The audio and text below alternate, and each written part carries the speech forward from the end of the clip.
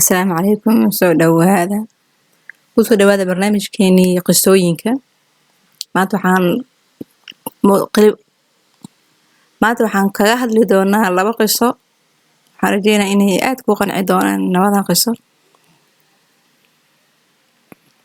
haddii ay tahay markii kuugu horeysay aad channelka soo booqato subscribe noo saar gambaleelkana furo si fiidiyowyada cusub kuu soo gaaraan haddii aad asxaabta kamid tahay hore aan ula joogtana soo dhawaawo like noo saar asxaabtada usii share garay qisooyinka aad jeceshihiin inaan idinkaga soo warramay iyo mawduucyada aad jeceshihiin inaan idiin soo gudbiyo qaybta commentiga noogu reeba aadan u mahadsantihiin kusoo dhawaada gacmo furan saan hore usoo sheegnay waxaan kaga hadli doonaa laba qiso tan koowaad waxaa jiray nin hantiilo ah waa qiso waaqici ah ay dhacday qaybta dambe ku ogaa doontiin dadkii yaqaanana waa sii fahmi doonaan waxaa jirtay qiso waaqici ah ay dhacday xilli hore wuxuu ahaa nin hantiilo ah oo nimco ilaahay siiye hantiilo ah wuxuu lahaa beeruu lahaa iyo maxaa la yiraahdaa iyo wuxuuna dhalay gabar baari ah diin leh akhlaaq leh qurux ilaahay siiyey mansab fiican leh aabiya wuxuu yahay aaba mansab fiican leh hanti leh diin leh akhlaaq leh oo ahaa aabaheed marka aabahan gabadhaas u dhalay baarida ah wiilna wuu lahaa oo adoon u ah u shaqeeyo marka wuxuu sameeyey beer uu lahaa cinab iyo waxyaalo uga baxayeen ayuu wiilkii adoonka u ahaa u diray oo wuxuu dhahay bax beertaas iiga shaqeey intaan kaaga imaadane ha kasoo tegin beerta wiilkii adoonka ahaa mubaarag la dhihi jiray okay oo dhahay wiilkii wuu baxay mubaarag wuxuu tagay beertii muddo uu beertii ka shaqaynayay uu beertii ilaalinayay uu waraabinayay uu wax walba oo beerta u baahan tahay uu sameynayay uu waardiye ka ahaa uusan meelna ka tegin ilaa iyo ninkii asaga lahaa maadaama asaga adoon uu yahay ninkii lahaa ilaa uu beerta ka imaanayay muddo kadib ninkii nuux ahaa ee beertii iska lahay ayaa u yimid oo u imaaday inuu beertiisii ku raaxaysto laana waa nin hanti leh magac leh nimco ilaahay siiye jah iyo mansab fiican ka dhashay marka beertiisa u imaaday inuu waqti ku qaato oo ku nasto markuu beertii yimid ayuu wuxuu dhahay ninkii adoonkiisa ahaa mubaarag ah wuxuu dhahay canab ii soo gur aan cuno markaasoo ninkii canabkii usoo guray markaasoo wuxuu u keenay canab aana weli bislaanin oo dhanaan leh xaamid u keenay markuu u keenay uu dhadhamiyey wuxuu dhahay xaamid waaye ama waa dhanaan yahay canabkan ee canab bislaaday iyo keen oo macaan ninkii waa baxye mubaarag adoonkii haddana wuxuu ku laabtay canabkii haddana isla canab wax kale wuxuu u keenay dhanaan ninkii wuu fiiriyey wuxuu yiri canabkan ma bislaanin ee canab bislaaday oo waxa ii keentaa oo dhahay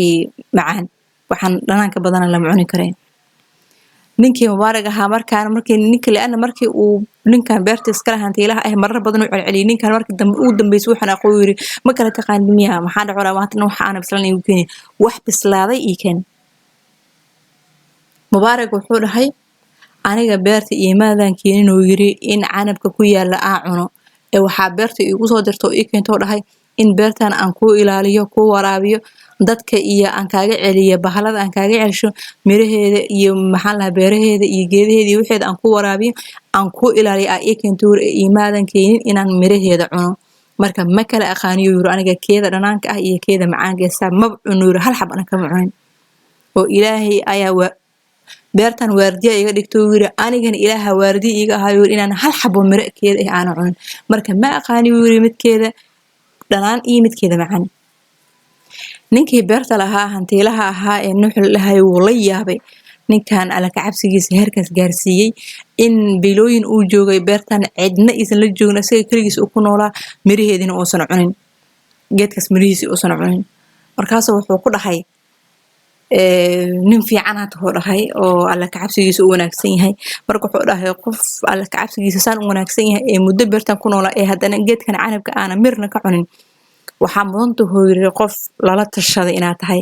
qof lala tashadana waa qof la aamino yiri markaasoo dhahay ninkii mubaarag ahaa adoonka ahaye markaasoo wuxuu ku dhahay nin yahow gabadhayda waxaa iga soo doonteen wiilal ama niman hantiilayaal ah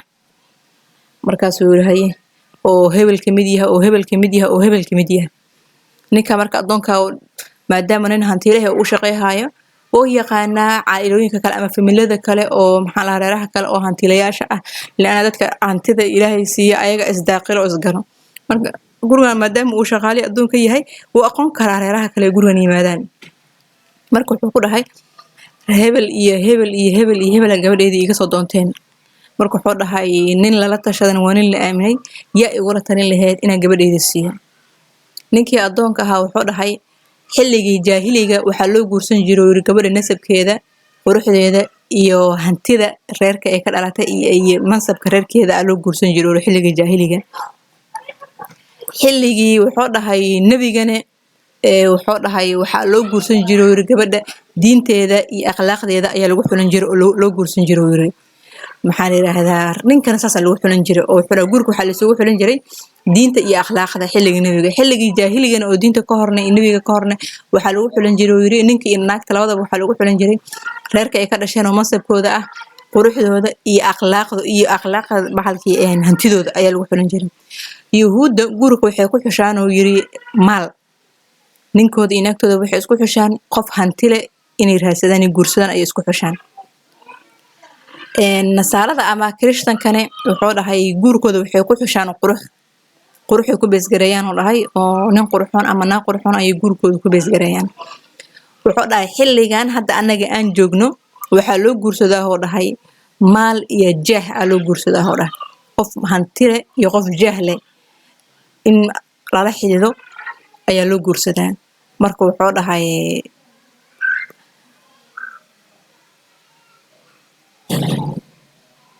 iga halna waxay mashquulay marka wuxuu xilligan hadda la joogana maal iyo jaah ayaa wuxuu dhahay lagu xididaa oo la isu guursadaa marka wuxuu dhahay intaas ay dadka isu guursadaan marka wuxuu dhahay qof kastana qofku isu ekeysiye ayuu ahaadaa man tashabbaha biqawmin fa huwa minhum qof kastana qofkii uu jeclaado ayuu miciisa ahaadaa qof kasta qofku isku ekeysiye ayuu ahaadaa qof kastana qofkii uu jeclaado ayuu miciisa ahaadaa marka wuxuu dhahay talada adiga waayo dhah marka ninkii nuux ahaa hantiilaha ahaa aad ay ula dhacay talada ninkan adoonkiisa ah uu siiyay talada adoonkii markuu aad ula dhacay markaas wuxuu ku dhahay horta marka koowaad adiga ayaan kuu xureeyay wajhallah wajiga ilaahay ayaan kuu xureeyay oo maxaa maanta kadib xuraa tahay isxuray iyo isfura madaxada furana midna kuma dhihin wuxuu dar ilaahay ayaan kuu xureeyay marka koowaad marka labaad adigan kula jeclaado inaan gabadheeda siiyo ninkii mubaarak ahaa wuxuu dhahay horta ayada weydii inay soo ogolaato guurkeyga iyo in kale aabihii waa baxa gabadhiisa u tagay wuxuu dhahay aabe ninkan mubaarak ah ayaan rabaa inaan ku guuriyo gabadhii waxay dhahday haddii aad adiga ku qanacsan tahay aabe anigana waa aqbalay waana ku qancay markay gabadhii saas dhahday ninkii wuxuu dhahay okay wuu isu guuriyay guur ilaahay barakeeyay ayuu isu guuriyay muddo kadib waxay dhaleen wiil waxaan u bixiyeen Cabdullaahi waa ninkan caabidka ah zaahidka ah weyn ee maanta taariikhda iyo wax walba kitaabada waaweyn dadkii kitaabada iyo taariikhda iyo diintii si fiican u dhexgal ayaa yaqaano waxay dhaleen wiilkan la yiraahdo Cabdullaahi ibn Mubaarak ayaa ilaahay kala siiyay oo ma ahan qiso iska qiyaali ah la soo alifay ma ahan waa qiso asalkeeda hadii aad raacdo diinteena aad ugu tagaysid ninkii adoonka ahaa ee beerta ka shaqeeyay la xureeyay iyo gabadhii ninkii beerta lahaa oo dhalay hantiilaha ahaa oo dhalay labadoodii markii la soo guuriyay waxa ilaahay dhexdooda ka beeray Cabdullaahi ibn Mubaarak ee caalimka ah ee zaahidka ah ee maanta qof walba ee diinta barashadeeda u tafaxeetay uu aqoonsan karo marka waxa wanaagsan qof walba in uu markuu guursanayo ama markii uu nolol inuu rabo inuu sameysto inuu noloshiisa iyo mustaqbalkiisa dambe uu ku beesgareeyo diin muhiimada ma ahan qofkan علمي مادي ما برتي ما انجينيرين oo bartay ma biology soo bartay ma economic oo bartay ma medicine oo qofkan soo barto bari dhaqtar iyo naqana ma qofkan dhaqaali waxa soo yaqaan qofkan ma ganacsi wuxuu soo bartay muhiimada ma ahan qofkan shahaadad uu wato shahaadada maanta Soomaali iyo adduunka qofka wala wada haysta shahaadada macnaheedu kuma fadhido shaqadeeda liana adduunka maanta kaliya Soomaali kaliya dunida dhan maanta waxa ka jirto in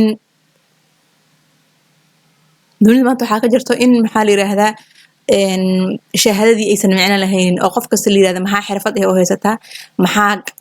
gacanta ka qaban kartaa ma ahan shahaadadii iyo waxaasi maanta waa wax laga tagay marka ma ahan in qofkan guurkiisii noloshiisii mustaqbalkiisii dambe awlaadiyan uu dhali lahaa inuu ku besgareeyo qofkan muxuu soo bartay shaqadiisa waa nuucay inuu ku besgareeyo ma ahan ee qofkan waa inuu fiiriyaa marka koowaad qofkan horta xalaal quudata ma yahay لأن مستقبل كان دم وحى إلهي كبرية سائن أولاد إلهي كسي أولاد هذين أولاد لقوا أنفعوا ومدن أنفعنا إلهي كاغديو هكو بس جرينين إنجينيرين وبرتين ميديسين ميا إيكونوميك ميا هكو بس جرينين كو بس جري قف كان إلا أنت لك أيو حلال قوة شيء هاي محارتين هنا كفايدة ستين قصة عن أتك وفي عن سودا وهذا وحاملنا وقت قاعد ونوجه هذا ما دام لبقى قصة أرمنا لكن قصة الدنبو إسلا فيديو وحيقا يعني كده دونا إن شاء الله سودا وهذا هدي أي تمرك كوجوري سي أنا صوب وقتها سبسكرايب نصار جنب لكن فرص فيديو يحسب كوسو جران هدي في ملكا كترسنت هنا لايك نصار أصحاب هذا نوسي شير جري سودا وهذا مرلبات